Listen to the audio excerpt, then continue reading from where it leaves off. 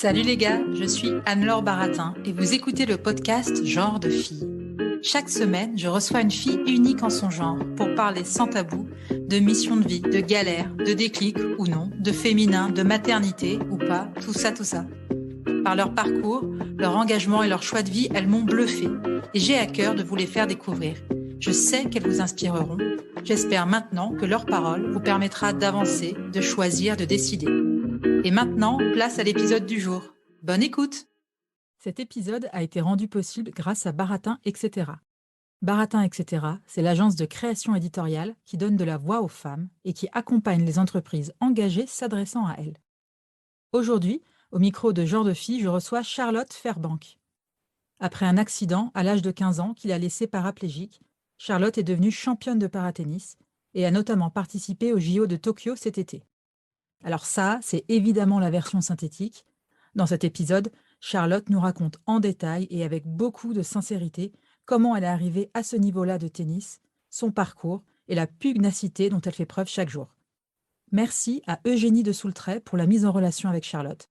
Et n'oubliez pas de laisser une note et un commentaire sur Apple Podcast ou autre si l'épisode vous a plu.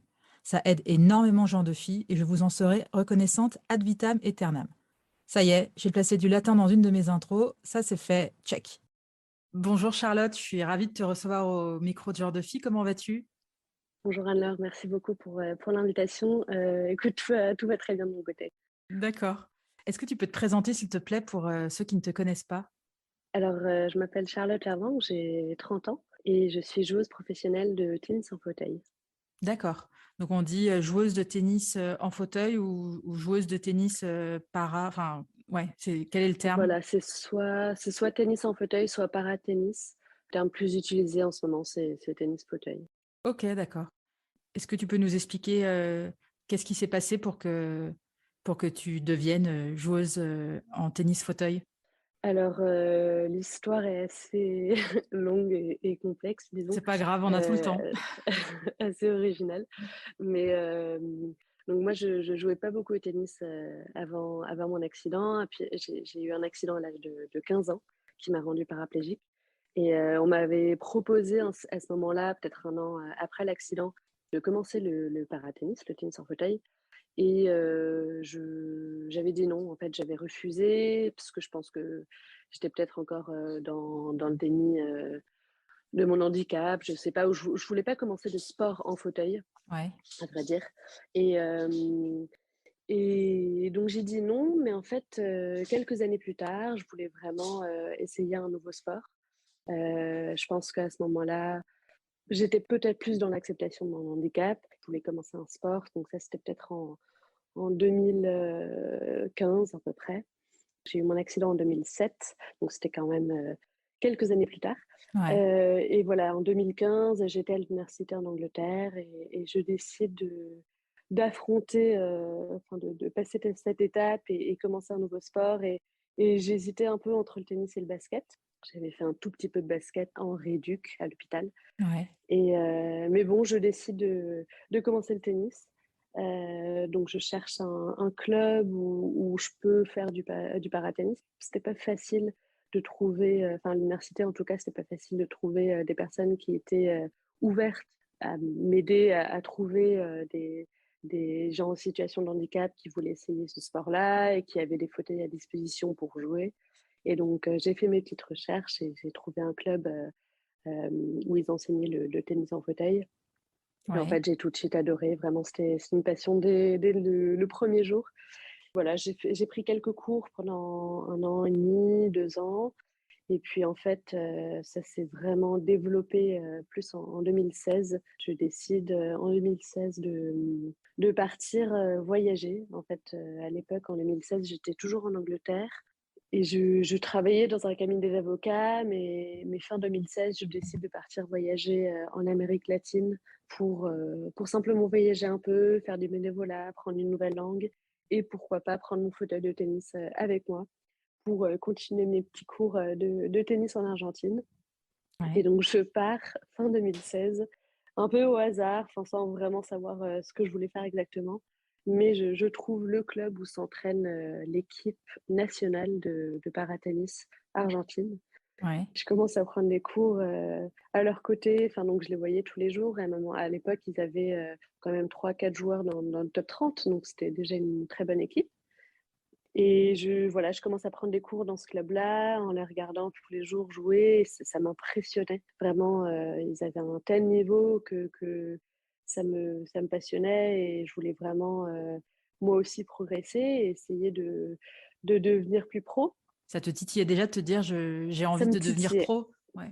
Ouais, alors à ce moment-là, en Angleterre, comme je disais, je travaillais dans un cabinet d'avocats, j'étais juriste. Enfin, mon but dans la vie, c'était de devenir avocate et c'était pas du tout de devenir joueuse de tennis.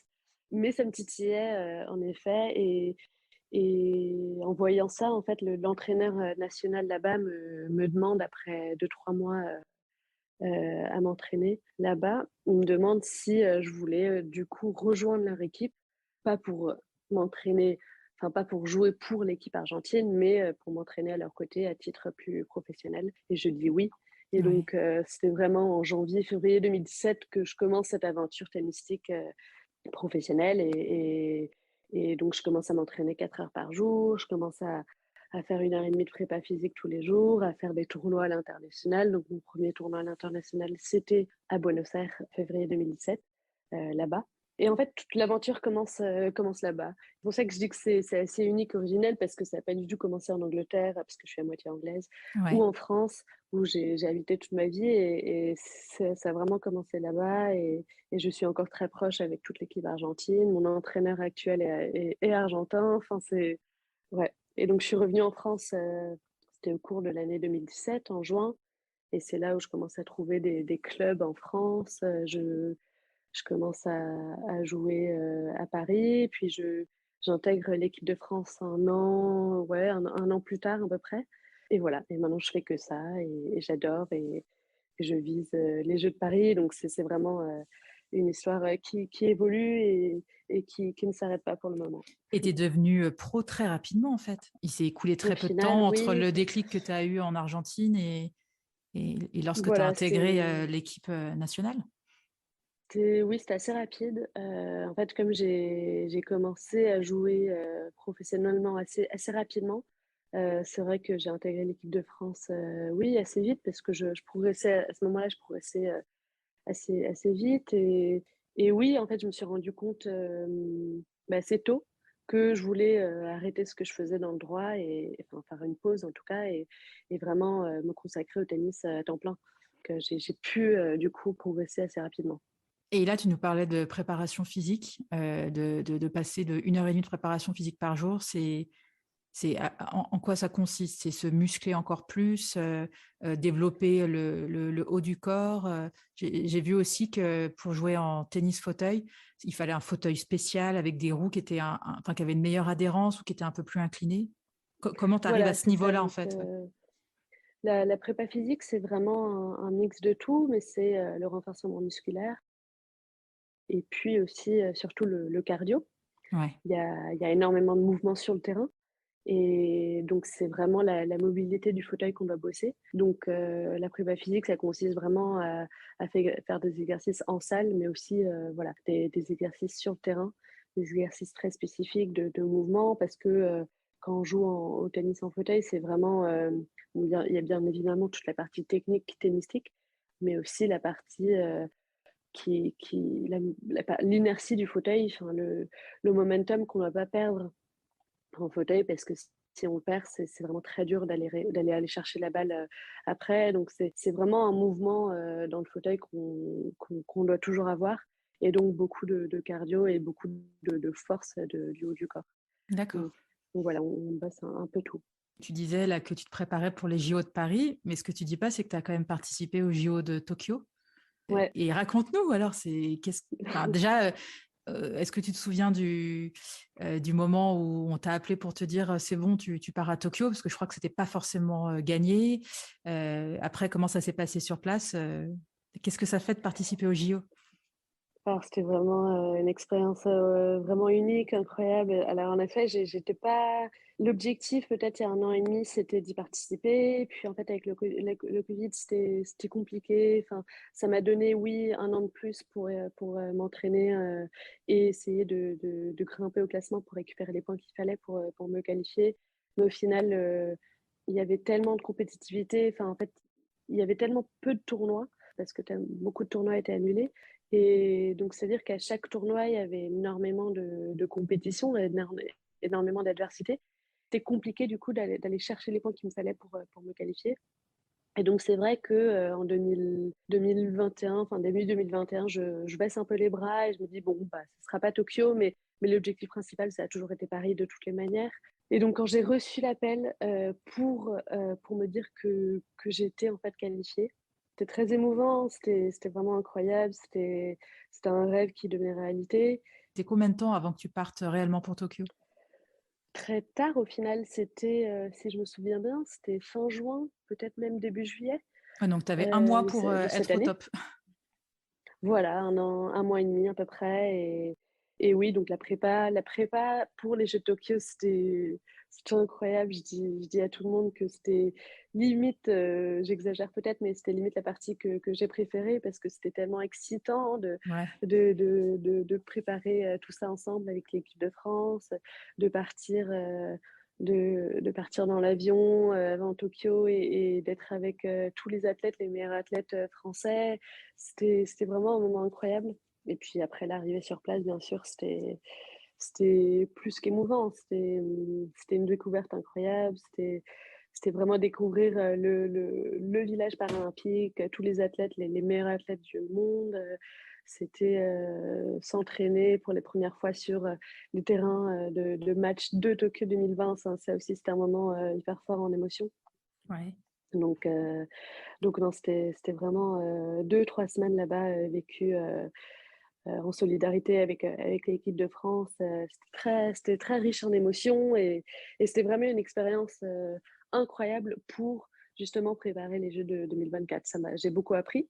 J'ai Ouais. beaucoup appris là-bas et j'ai sur place et j'ai beaucoup appris, après aussi parce que en fait, c'était un moment tellement riche en émotions, il y avait tellement d'adrénaline que après c'est vrai que j'ai reçu peut-être un petit contre-coup, en revenant des jeux mais c'était aussi important de vivre ça pour essayer d'avancer et de préparer au mieux, ce qui arrive. Et le Donc contre-coup, c'était parce que tu avais pas remporté de médaille? Enfin, déjà, je sais pas si tu visais une médaille, non, forcément ou pas, mais ou parce que c'était juste le retour dans le non, quotidien? voilà, c'est plus le retour dans le quotidien, parce que moi, en fait, déjà le fait d'aller à Tokyo, c'était déjà pas un exploit, mais c'était vraiment un résultat, Ouais. pour moi déjà et donc non, je m'attendais pas du tout à remporter, une médaille à Tokyo, mais peut-être de passer un ou 2 tours, ça aurait été top. Bon, j'en ai pas passé, mais c'est pas grave parce que je trouve que j'ai bien joué, donc j'étais contente de mon niveau tennistique. Après oui, c'était juste le fait de vivre, de telles émotions pendant un bout de temps, pendant 2 mois, puis de revenir au quotidien et c'est vrai que le quotidien après paraît, assez «banal» entre guillemets. Donc c'était ça aussi qui était assez compliqué à gérer. Puis en fait, non, je pense que j'avais besoin d'une pause parce que depuis avril, même moins, oui, mars-avril 2021, je n'arrête pas, tout simplement. Je suis non-stop, je m'entraîne. Après, j'ai pas une vie qui est très facile parce que je m'entraîne à moitié à Barcelone, à moitié à Paris. Donc c'est compliqué aussi, mais j'ai pas arrêté les tournois, j'ai pas arrêté les entraînements et je pense que j'avais besoin d'une petite pause mentale, Ouais. physique et c'est ce que j'ai eu et maintenant je repars à fond. Et donc là, tu te prépares déjà pour Paris? Alors là, oui, je prépare pour Paris, mais il y a quand même 3 ans, enfin 2 ans et demi maintenant, Ouais. avant Paris. Donc là, oui, je vais commencer à faire ma prog pour 2022. Voir quel tournoi, je fais et puis, voir un peu comment je m'organise, oui, pour préparer au mieux Paris, mais j'ai encore pas mal de temps, mais voilà, ça va aller vite et je dois essayer de faire les tournois qu'il faut pour pas me fatiguer physiquement, mentalement et cetera. Enfin, il faut essayer de bien créer sa prog pour être au top de sa forme, dans 2 ans et demi. Et pourquoi tu t'entraînes une partie de l'année à Barcelone? Alors du coup, ça revient à l'entraîneur argentin. Donc en fait, Ouais, mon entraîneur argentin, donc je l'ai rencontré, à Buenos Aires, il y a 5 ans et donc j'ai toujours, gardé ce rapport assez proche avec avec toute l'équipe argentine.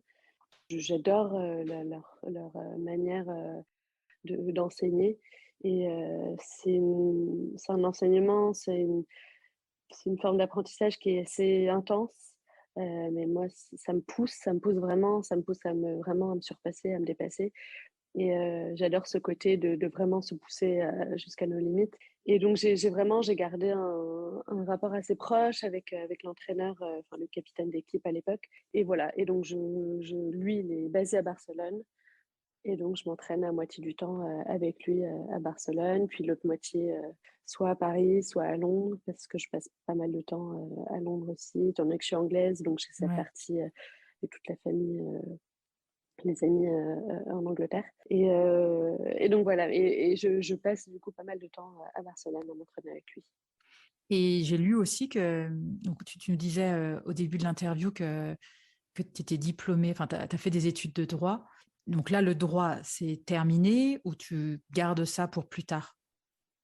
Alors je garde ça pour plus tard, j'ai mis ça en pause pour le moment. Donc oui, j'ai fait des études de droit à l'université de Southampton, en Angleterre. Et puis, donc j'ai fait du droit anglais et italien. J'ai passé 1 an en Italie aussi à faire du droit italien. Puis j'ai bossé pendant 2 ans, dans un cabinet qui s'est spécialisé dans le droit de la santé. C'est vraiment le droit de la santé qui m'intéressait à l'époque, ça m'intéresse toujours et l'idée, ce serait après 2024, de me remettre dans le droit, soit le droit de la santé, soit le droit du sport et pourquoi pas, un mix, des 2. Après, je sais pas si j'arrêterai le tennis en 2024 ou ce sera plus tard, mais pour le moment, l'idée vraiment, ce serait de recommencer en 2025 à travailler et il me reste, des stages à finir Ouais, pour devenir avocate. Ce serait l'idée et puis en fait, j'ai que fait du droit anglais, donc je peux que pratiquer, en Angleterre pour le moment. ouais. Donc à voir si je fais une conversion pour pratiquer en France ou pas, je ne sais pas encore. Mais oui, en tout cas, c'était ça au départ, donc je pense que je vais finir, par ça après le tennis aussi. Et j'ai vu aussi que, donc oui, c'était, tu souhaites devenir avocate spécialisée dans le droit médical et j'ai vu que ça traitait aussi des erreurs cliniques. Alors, je sais pas si c'était Voilà, ouais, d'accord. Et les erreurs c'est cliniques, exactement ça. est-ce que ça a un rapport avec l'accident que tu as eu à 15 ans ou pas du tout? Alors ça a pas de rapport avec l'accident que j'ai eu à 15 ans. Moi, j'ai vraiment eu un accident, très stupide. Je suis tombée d'une botte de foin, qui m'a ensuite, écrasée et c'était une Ouais, botte de foin qui pesait, plus de 300 kilos, je pense, donc voilà. C'était assez lourd, donc moi, c'était pas du tout une erreur clinique, mais j'adore la médecine déjà, donc je voulais vraiment, cet aspect médical quand je bossais dans le droit, ça m'intéressait énormément et je pense que en travaillant avec moi, je bossais du côté des patients et non du ouais. côté des hôpitaux. Comme j'ai vécu un accident assez traumatique dans ma vie et assez jeune surtout, j'arrive à créer ce lien avec les patients qui sont en train de vivre, expérience un peu traumatique et donc j'arrive à me rapprocher d'eux et j'aimais bien ce rapprochement que j'avais avec les patients parce que j'avais vraiment des patients au téléphone, tous les jours et des patients qui vivaient, n'importe quelle maladie ou n'importe quelle expérience, traumatique donc c'était pas forcément en lien avec ce que j'ai vécu moi, mais je sentais que j'avais ce rapprochement que peut-être les autres personnes n'avaient pas et c'est ce qui me plaisait et donc je pense que j'ai envie de retrouver ça, quand je repartirai, dans le droit. Après, si je peux faire du droit du sport et droit de la santé, Ouais. ça me plairait encore plus parce que du coup, j'aurai cette expérience dans le droit aussi, et dans le sport aussi, pardon. Donc voilà, à voir, à voir. Et Mais est-ce que la carrière d'un sportif de haut niveau, elle est de la même durée pour un sportif handi que pour un sportif pas handi en fait? alors je dirais qu'elle est peut-être un petit peu plus longue, chez les Andis. Enfin, pas forcément plus longue parce que nous on commence peut-être plus tard. Donc moi j'ai commencé à l'âge de 25 ans, donc c'est très, très tard. Mais c'est vrai que je peux terminer plus tard aussi. Il y a des filles, il y a des garçons qui sont maintenant, enfin, qui ont peut-être 40 ans, voire plus, qui jouent encore. Le numéro 1 français, il a bientôt 50 ans, il a peut-être Ouais, même déjà 50 ans et il est encore dans le top 5 mondial. ouais. Donc c'est très possible de finir, un peu plus tard. Mais après avec les accidents de la vie et cetera, normalement, c'est vrai que les personnes commencent peut-être un peu plus tard aussi. Et est-ce que c'est plus dur de trouver des sponsors, quand tu es, sportif, handic, enfin, tu vois? Est-ce que, maintenant tu as un vrai, avec les jeux olympiques, il y a vraiment une place pour les sportifs, handicapés ou c'est toujours un peu plus compliqué, les montants sont moins importants? Comment ça se passe? Alors, oui et non, c'est-à-dire que les entreprises s'intéressent surtout avec Paris 2024. Les Ouais, entreprises s'intéressent, beaucoup, beaucoup plus, dans le sport à haut niveau, pour les personnes en situation de handicap, les sports, le mouvement paralympique en général et donc moi j'ai de la chance, j'ai trouvé pas mal de sponsors, mais c'est vraiment grâce, parce que je joue pour la France, parce que je suis française et parce que, je mon objectif principal, c'est Paris 2024. Il y a vraiment ce mouvement qui est en train de se créer pour les Jeux de Paris. ouais, Hem, mais c'est vrai que le terme handicap n'est plus aussi tabou qu'avant et le public en général s'intéresse de plus en plus aux sportifs de haut niveau, au mouvement paralympique, aux Jeux paralympiques. Enfin, les Jeux paralympiques à Londres, à Rio et maintenant à Tokyo ont été regardés beaucoup et regardés, enfin, d'un point de vue, enfin, vraiment, les gens sont beaucoup plus intéressés et nous voient comme des athlètes et non pas juste simplement des gens en situation de handicap. Et donc pour trouver des sponsors, c'est vrai que c'est pas facile, mais ça le devient de plus en plus, grâce à ce mouvement-là. Parce que justement les entreprises nous voient vraiment comme des athlètes, point barre et comme des sportifs de haut niveau. ouais. Et juste sans sponsor, c'est impossible de gagner notre vie, donc c'est ultra important d'essayer d'en trouver parce que le prize money, dans le tennis en fauteuil, il est très faible, très Ouais. bas et donc si on n'est pas dans le top 10 mondial, c'est vraiment dur, et si on fait pas les grands chelems, parce que les grands chelems, c'est que des tableaux de 8, donc c'est que les top 8, qui font les grands chelems et en fait, du coup, oui, si on fait pas les grands chelems, c'est dur de gagner sa vie. Ouais. Est-ce que, moi, c'est une question qui est un peu plus personnelle, mais c'est une question que je pose souvent à mes invités, c'est un rapport à la vulnérabilité. Est-ce que parce que toi, tu es en fauteuil roulant, tu assumes plus facilement d'avoir été et d'être vulnérable? Oui, peut-être. Alors mais j'ai envie que ça change parce que j'ai pas envie que les personnes en situation de handicap se sentent vulnérables et se ressentent plus vulnérables que le quelconque autre personne Ouais, parce que c'est pas parce qu'on est en fauteuil ou parce qu'on a un handicap qu'on doit être plus vulnérable.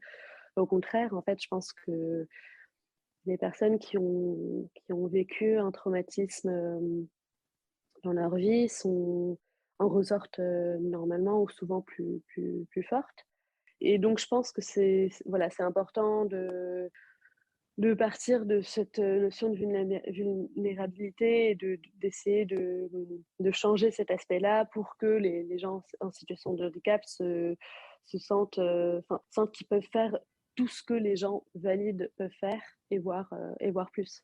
ouais. Donc oui, je pense que on se sent plus vulnérable peut-être parce que la situation dans laquelle on se trouve, enfin le monde dans lequel on se trouve n'est pas, totalement créé pour nous. C'est-à-dire qu'il n'est pas entièrement accessible, surtout en France. On a énormément de boulot à faire pour rendre la France, pour rendre Paris, plus accessible et plus Tu ouvert, trouves que la France, elle est en retard par rapport à d'autres pays, par rapport à ça?